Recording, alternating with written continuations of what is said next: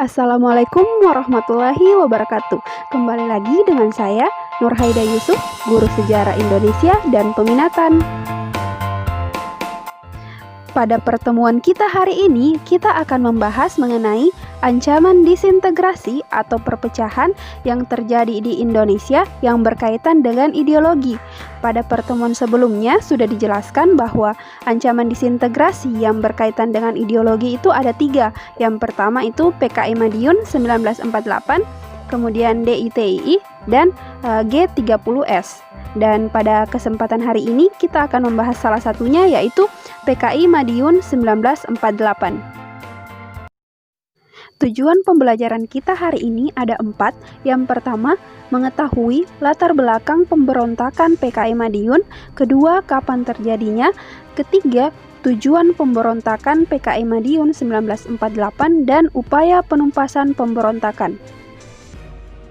Yang pertama, latar belakang terjadinya pemberontakan PKI Madiun 1948 dimulai ketika persetujuan perjanjian Renville yang menyebabkan kekecewaan luar biasa terhadap pemerintahan RI, di mana pada saat itu perjanjian Renville itu diwakili oleh Amir Syarifuddin, yang hasil perjanjiannya itu sangat merugikan rakyat karena wilayah Indonesia itu semakin berkurang, yaitu Indonesia hanya sebatas Sumatera, kemudian Jawa Tengah, dan Yogyakarta. Silakan perhatikan gambar berikut ini. Yang berwarna merah itu adalah wilayah Indonesia dan lebihnya bukan lagi wilayah Indonesia. Karena hasil perjanjian Renville ini sangat mengecewakan pemerintah, akhirnya Amir Syarifuddin ini turun dari kabinet dan digantikan oleh kabinet Hatta. Karena kecewa, akhirnya Amir Syarifuddin ini membentuk FDR atau Front Demokrasi Rakyat pada tanggal 28 Juni 1948 yang merupakan partai oposisi. Oposisi maksudnya adalah lawan pemerintah pada saat itu. Dan kekecewaan itu bertambah menjadi-jadi serta mendapat dukungan rakyat ketika Dr. Andes Muhammad Hatta ini meneruskan program RERA, yaitu reorganisasi dan rasionalisasi yang akan mengurangi kewajiban negara menggaji militer yang bertujuan untuk merekrut tentara profesional.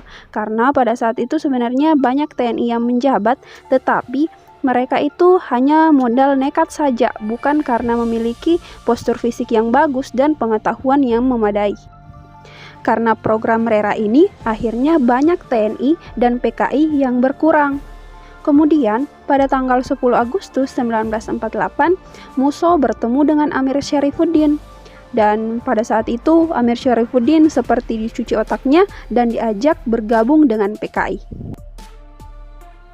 Kemudian, untuk kapan pemberontakan ini terjadi? Jelas pada tanggal 18 September 1948 dan lokasinya yaitu Madiun. Siapa yang tahu Madiun ini daerah mana? Yaitu Jawa Timur. Dan yang menjadi tokoh utama dalam pemberontakan ini adalah Amir Syarifuddin, pemimpin FDR, dan Musso, pemimpin PKI. Dan tujuan pemberontakan PKI Madiun 1948 adalah membentuk Negara Republik Soviet Indonesia yang akan menghancurkan Republik Indonesia dan mengganti dasar negara Pancasila dengan dasar negara komunis. Nah, itulah sebabnya kenapa PKI Madiun ini disebut sebagai pemberontakan yang berkaitan dengan ideologi, karena ingin mengganti ideologi bangsa Indonesia. Nah, sekarang kita memasuki pembahasan yang terakhir, yaitu upaya penumpasan pemberontakan PKI Madiun 1948. Cara-cara pemerintah itu yang pertama, pemerintah mengirim TNI Divisi Siliwangi untuk mempelopori penumpasan. Kemudian, yang kedua, melakukan gerakan operasi militer 1 atau GOM 1 yang dipimpin oleh Gatot Subroto yang menyerang dari arah barat dan Sungkono dari arah timur. Dan akhirnya Amir Syarifuddin dan Musso tertembak mati.